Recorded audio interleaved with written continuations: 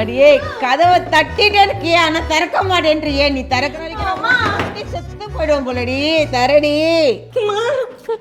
அம்மா கோமதி என்னாச்சு? ஏன் இப்படி போட்டு கதை தூக்கிட்டு இருக்க? அம்மா உள்ள மாட்டிட்டாங்க. ஏய் சாவி இருக்குல்ல, அதை எடுத்து ஓபன் பண்ண வேண்டியது தானே? சாவி கபோர்டுல இருக்கே. சாவி வீட்டுக்குள்ள இருக்கா? நான் சொன்னேன் எங்க அம்மா காதுலயே கேட்க மாட்டேங்குதுங்க. அம்மா டேய் இது பாரா. அம்மா அம்மா சாவி உள்ளதா இருக்கா, தேடி எடுத்து போறீங்களா? முட்டதடி நான் செத்துறோம் போலடி கோமதி. ஐயோ எங்க அம்மா வீசிங் வேற இருக்குங்க.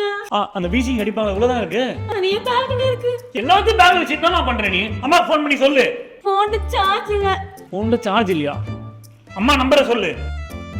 ஞாபகம் இல்ல. எதுவுமே தெரியல உனக்கு. டேய் ஏதா பண்ணி ஹெல்ப் பண்ணுடா. அண்ணா ஏதாவது பண்ணுங்கண்ணா. டேய் ஏதா பண்ணி காப்பாத்துடா. அண்ணா ஏதாவது பண்ணுங்கண்ணா. சரிங்க யோசி விடுங்க.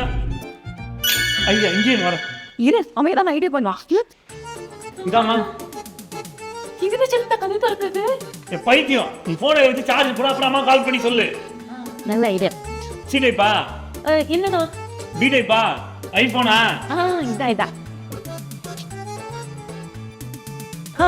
ஆன் ஆயிடுச்சுண்ணா. ஆனா இஷா பாத்து உங்க அம்மா நம்பருங்க. இது எங்க? ஹலோ அம்மா சாவி கபோர்ட்ல தான் இருக்கா, எடுத்து நீங்களே கதவு ஓபன் பண்ணுங்களேன்.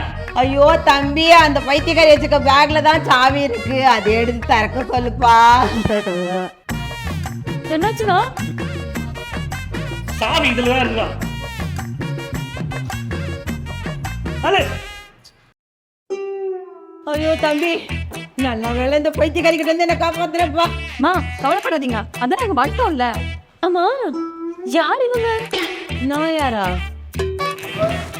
ஐயோ என்னங்க உங்க அம்மா விழுந்துறாங்க, பாத்துட்டு இருக்கீங்க, போய் எழுப்புங்க. இந்த மல்டி சார்ஜிங் பவர் பேங்க் உங்களுக்கு வேணும்னா ஸ்கிரீன்ல லிங்க் இருக்க கிளிக் பண்ணி வாங்கிக்கோங்க.